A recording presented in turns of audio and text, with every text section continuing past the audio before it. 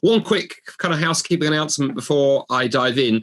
Last week, I kind of realized we threw quite a lot of information at you at high speed, and I love to give people the chance to go through things at a slightly slower speed. So I put together a website for you on the SOLAS webpage for you on the SOLAS website. That's the organization I run up here with a team up here in Scotland. So if you go to solas-cpc.org/Genexis, very imaginative URL, you can find my slides from last week and from this week, and a link to some resources on each topic, both the stuff on consciousness from last week and the stuff on goodness and morality from this week. So hopefully that will help you get even more kind of value out of these sessions. Well, when I was 13 years old, I won't tell you how many years ago that was, but when I was 13 years old, one of my favorite hobbies was conjuring and magic tricks and so on. And every Saturday morning, I would faithfully trek across London to attend classes at a place called Davenport's Magic Shop. That was an Aladdin's cave of a place located in an underground shopping mall deep below Charing Cross. And there I learned all manner of magic tricks, which I would use to amaze friends and fail to impress girls with. But of all the tricks that I mastered, my favorite was actually one of the oldest magic tricks in history, and it's called the shell game. And its premise is simple. The magician will show you three little cups made of metal or wood, and underneath one is placed a little ball. And the magician then shuffles the cups, and some innocent bystander is then asked to guess where the ball is. And no matter where they guess, their answer always turns out to be wrong, and the magician always wins, especially if there's money involved. But the interesting thing is, for all of its audience entertaining potential, the shell game is, like all of these things, just a trick. It's merely an illusion. The ball was always somewhere, no matter wherever the magician put it. Try as you might as a magician, you can't get rid of the ball. You can cunningly hide it. You can, stuff it under a rabbit or up a sleeve or something, but it's always somewhere. The ball always exists. And you see, there are some things that you simply can't get rid of in life. You simply have to do your best to distract people and hope they don't notice where you've put the thing in question. And the same applies to philosophical versions of the shell game. And I was reminded of this when I was reading an article by a contemporary magician, the American comedy magician Penn Jillette. And he's one half of a popular comedy magic act called Penn and Teller, and you can find them on YouTube. Very funny, very clever. And he's a committed atheist. And in an interview a couple of years ago, he said these words. He said, "The question I get asked by religious people all the time is, without God, what is to stop me from raping all that I want? And my answer is, I do rape all that I want, and the amount I want is 0. And I murder all that I want, and the amount I want is 0. The fact that these people think that if they didn't have this person watching over them, that they would go on killing and raping rampages is about the most self-damning thing I can possibly imagine." Well, as I say, Penn Jillette is a well-known atheist, and his statement is an attempt to claim that it's actually the non-religious folks in the world, it's atheists who have the moral high ground. In fact, atheists are better people. Why? Because atheists are good for the sake of goodness. Unlike those terrible theists who are basically sexually rapacious psychopaths, only refraining from rape and murder because they believe God is watching them like a heavenly policeman. Now, to give Penn Jillette his credit, this is a very clever piece of rhetoric. It's funny, it's punchy, it's witty, it's memorable, but it is also a trick.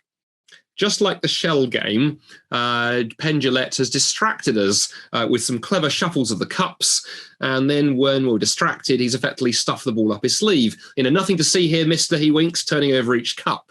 Now, what's the ball in question? The ball in question is, in fact, a question in this illustration. The ball is a little question that screams at you the moment you give Penn Jillette's statement a second read.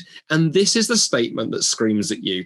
Who gets to define what good is? Who gets to define what the word good means? You see, built into Gillette's statement, his pronouncement, is the assumption that rape and murder and presumably other things like folk music and so on are bad, while giving money to charity and helping kittens across the road and rescuing old ladies from trees is good. But hang on a moment. Just checking you're listening, you see. Hang on a moment. Who gets to decide? Who gets to decide? Because if atheism is true, then I would argue nothing is inherently good or bad. Things simply are. Rather, what we have is a set of actions, and we have a set of labels, good and bad, and a list of human actions. But the question then is, who gets to decide which sticker is stuck on which action? Who gets to actually decide what the word good means? There's a very famous scene in Lewis Carroll's book, Through the Looking Glass. That's the sequel to Alice in Wonderland, where Alice meets the character of Humpty Dumpty. Now, Humpty Dumpty has gotten into his head that he can make a word whatever he wants it to. When I use a word, Humpty Dumpty said, in a rather scornful tone, it means just what I choose it to mean, neither more nor less. The question, said Alice, is whether you can make words mean so many different things.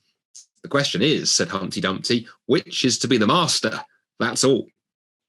Now, that little discussion gets right to the heart of the issue, frankly. Who gets to decide what a word means? And in particular, in the case of the word good, this is pretty important.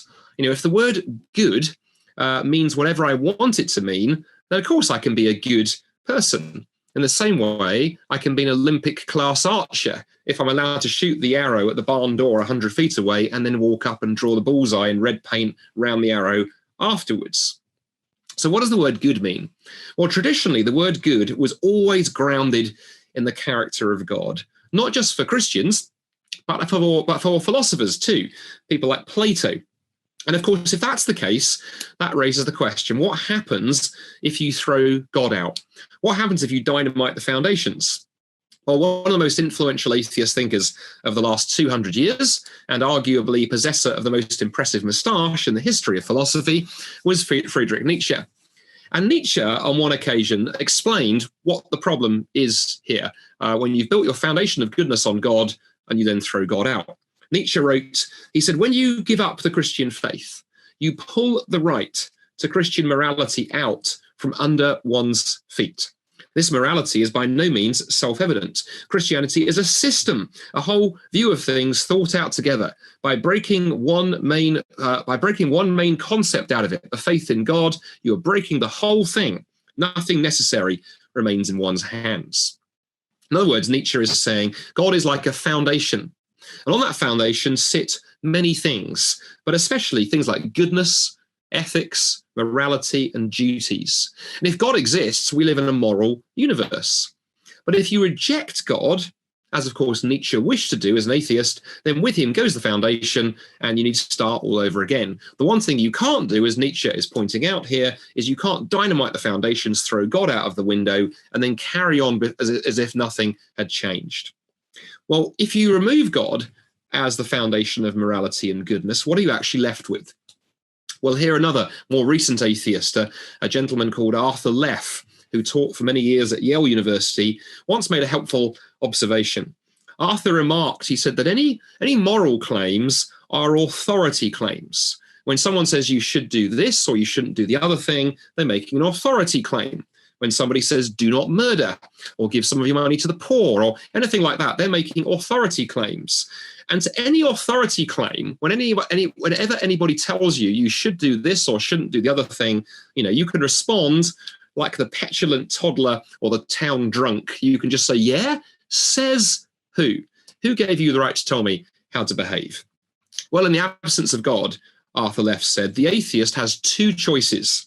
Choice number one is to turn every individual into a little godlet, and then we're able to invent good and evil for themselves. But then he says you have the problem of 7 billion little godlets all running around inventing good and evil themselves. And what happens if one godlet disagrees with another godlet? How do you solve that problem?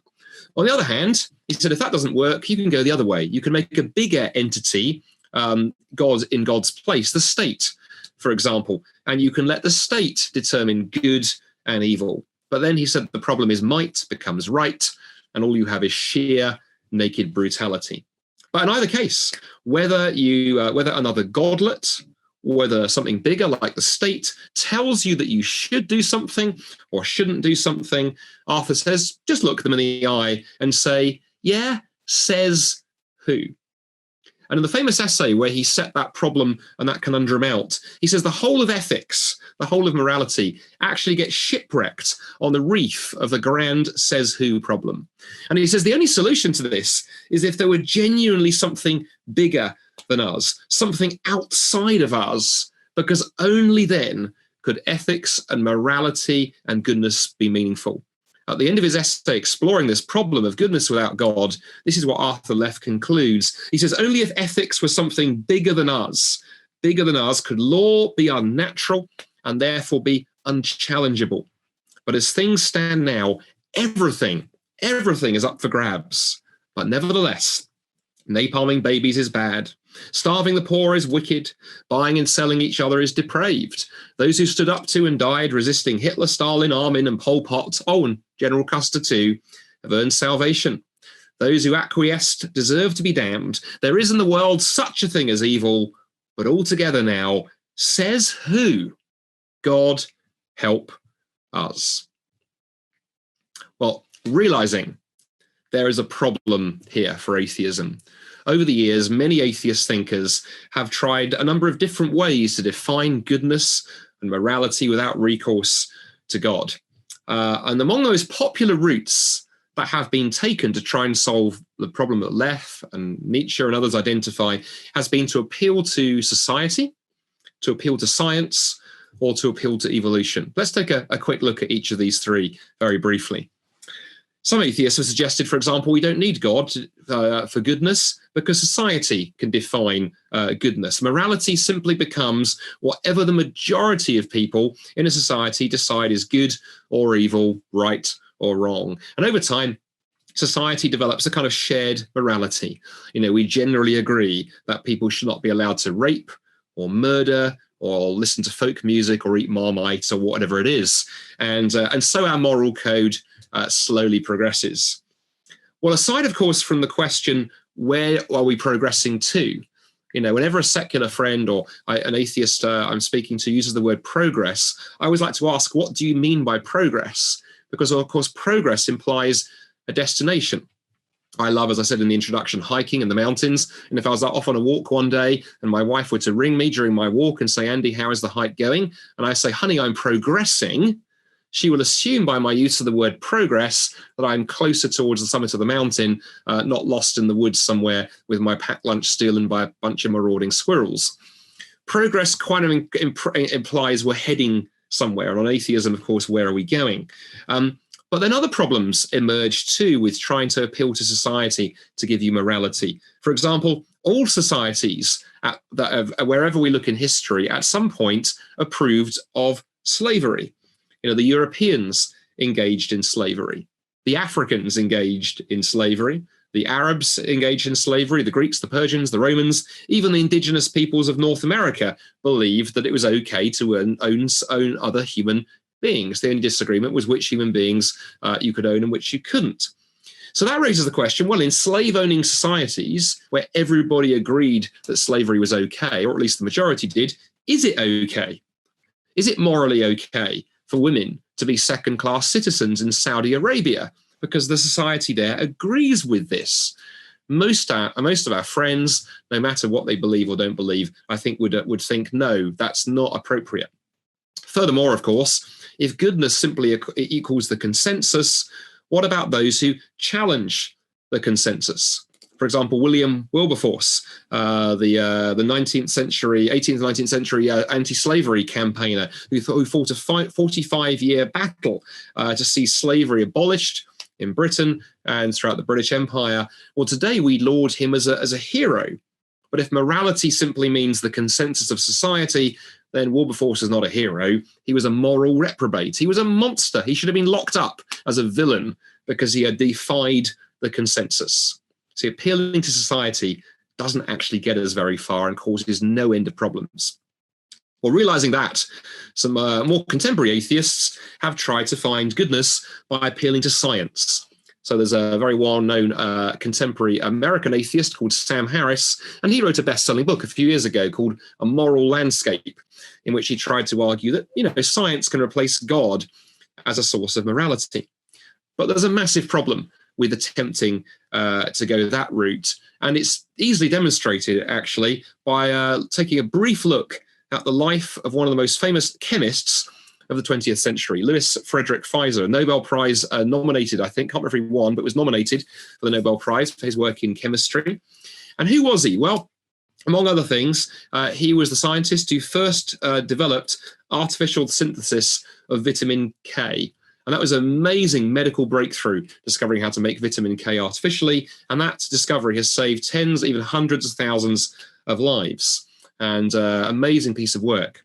But Pfizer developed something else as well. In 1942, the US Army asked him to develop a chemical weapon that could be used to burn vast tracts of jungle and eliminate troops. And so he and his team at Harvard came up with napalm, a gel that sticks to human flesh as it burns. On the 9th of March, 1945, 1,700 tons of napalm were dropped on Tokyo, burning 100,000 civilians to death. And many more civilians were killed or maimed by it during the Vietnam War. Pfizer's story is a salutary reminder that science can harm as well as heal. It can develop technology that saves lives, it can develop technology that destroys lives, but it cannot tell us whether a particular use of technology is good or bad. It can simply give us the technology, and then we need to use other means to figure out whether it's right or appropriate to use it. In fact, it's been pointed out that the more science we do and the more powerful we become, the more challenging the questions actually become. Science doesn't answer moral questions, science raises moral questions. And we need morality and other tools to help us answer the questions that science is raising. Well, where next? Well, in desperation, some atheist thinkers have leapt in another direction and have tried to appeal to evolution. Evolution, they say, maybe that's the answer. Maybe moral behavior evolved as a way to encourage human beings to cooperate. If we stopped killing each other and learned to collaborate, we could gather more resources and we could do better. And many atheist thinkers have tried this one. Does it work? Well, many more professional ethicists are doubtful.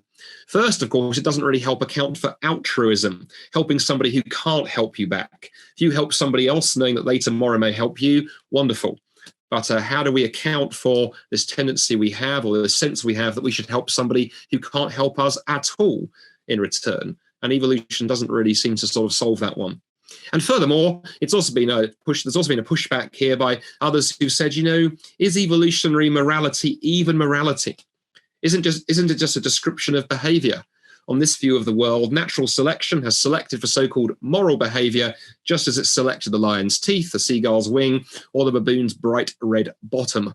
It's not right, it's not wrong, it's certainly not good or bad, it's just useful.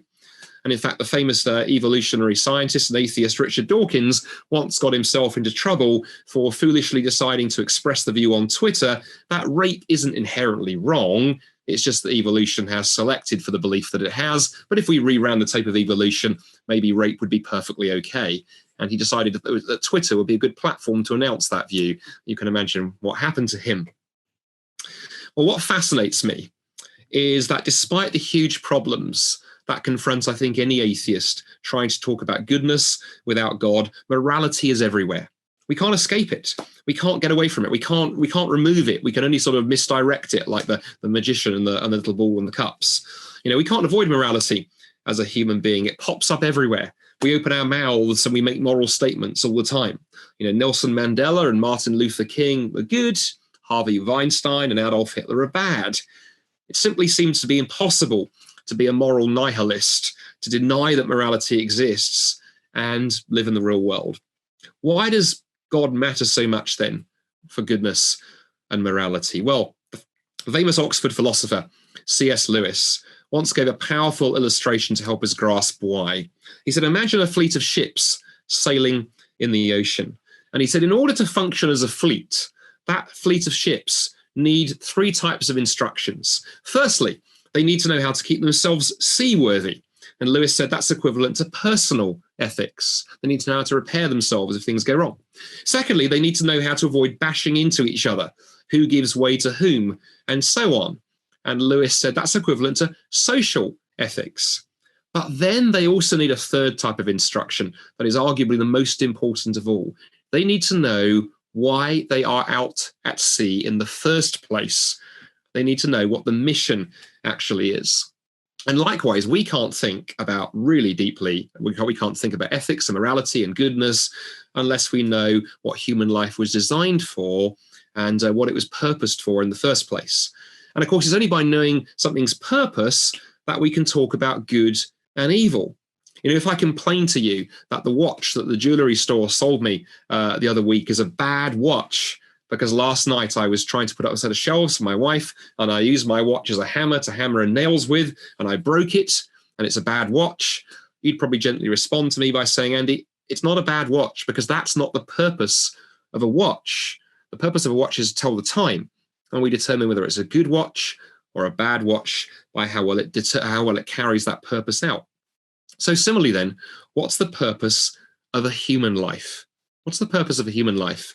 And that's a question that brings us by a long and winding road as we begin to come in for a landing, brings us to Jesus. See, Jesus was often asked about morality and goodness.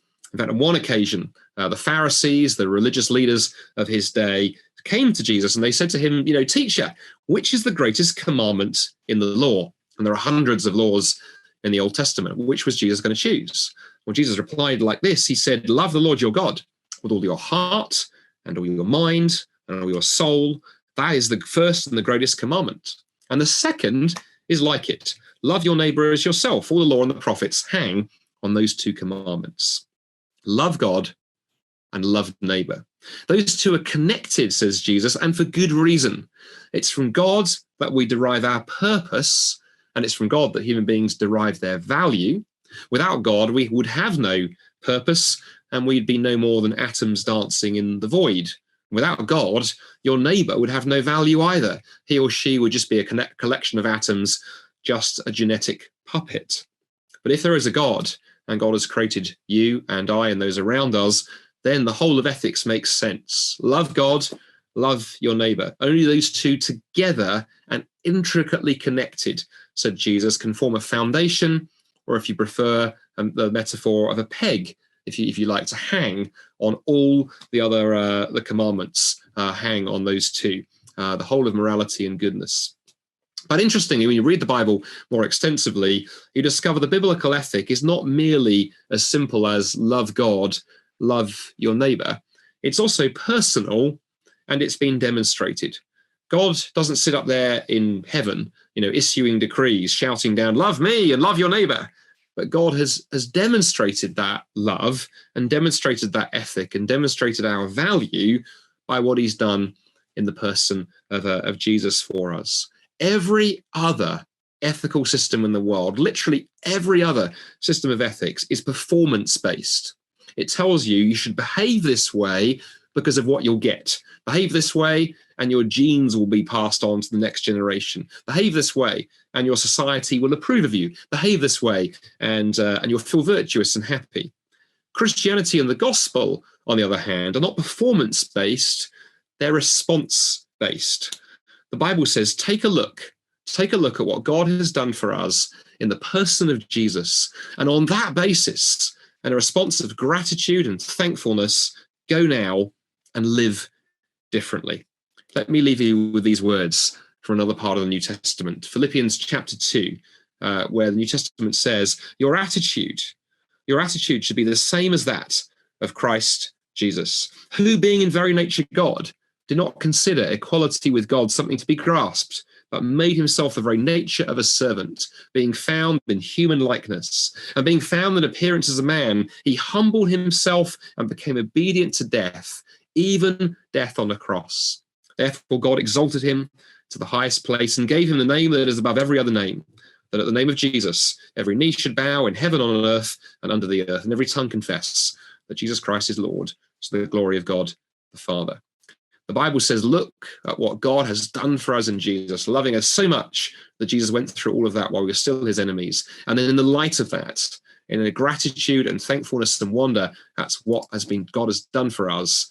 Go and love others and put into action that same kind of love that God has shown for us in Jesus Christ.